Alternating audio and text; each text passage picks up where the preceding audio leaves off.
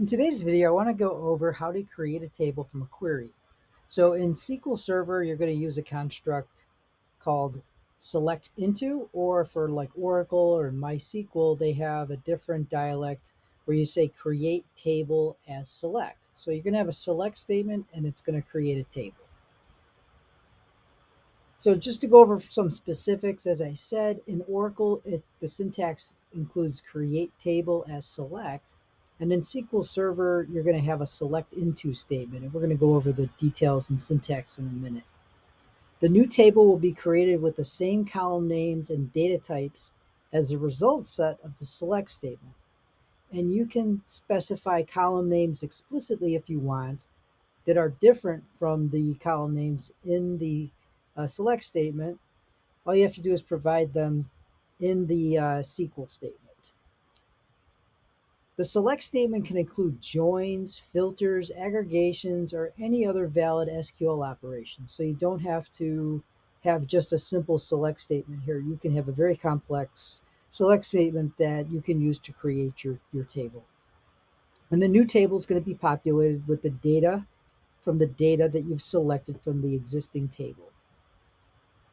However, indexes, constraints, triggers, and other table properties are not going to be copied to the new table. So if you've got an index on your source table, that's not going to get propagated to your temp table. You're going to have to create that afterwards.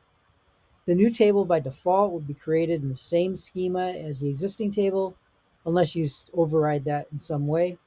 And the permissions to create tables and access are necessary in order for you to create these tables.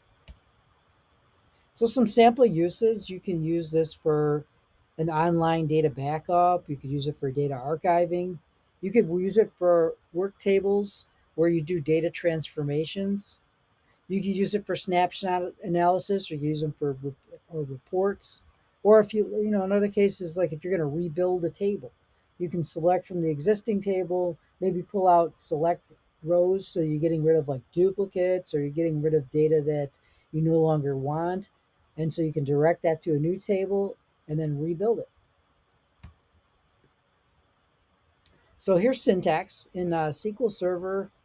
As I said, you're going to have your select statement. But what you're going to do is that after you select your column list, you're going to say into, and then you're going to provide a table name. So this is whatever the name of the table that you want to create. Just have to make sure it's not a table that already exists in your schema, because that causes duplication error.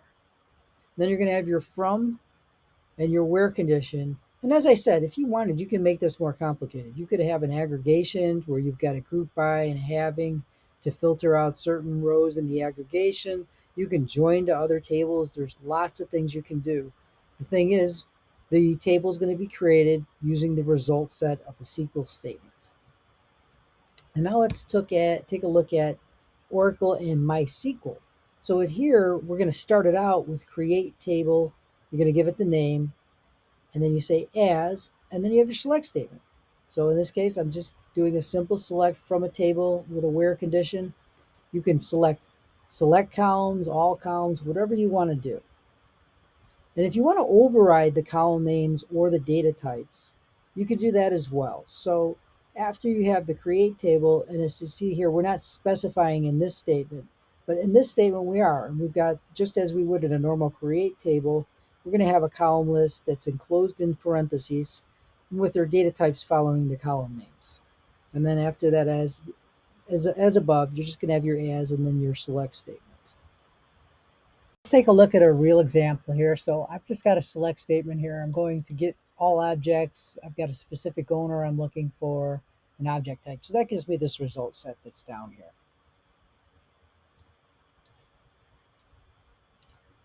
So now I'm going to run my create table as select. So I'm going to call my table temp all objects, and then I'm going to run my select statement. So now I've got the table. Let's take a look at what the data is in here.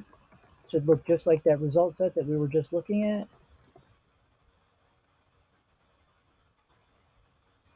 So there's that snapshot of this SQL statement when that was run. That's important to understand, is that the data that's going to be in your table is going to be as it existed at the time you ran your create table as select. So it's a snapshot in time of the data.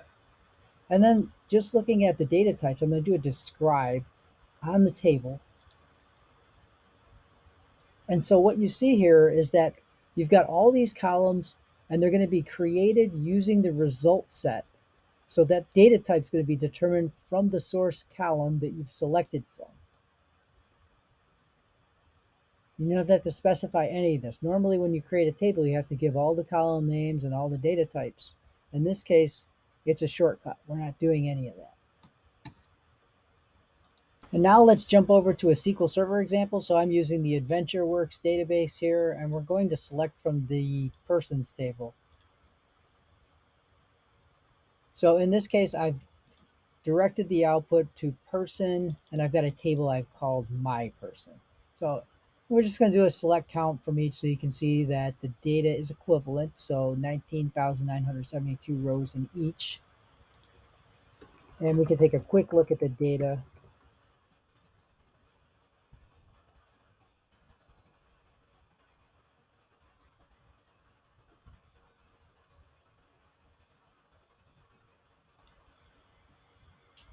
And there you go. So you've got all the data. We've got a couple of XML related columns here. So we're just going to do the equivalent of the describe, which is calling SP help in SQL Server to look at the data types. And so here's the information about the table. So you can see it's just created today, July 14th. Here's your column names, which match the select statement. And the data types will match the source table, which is the person table and the person schema.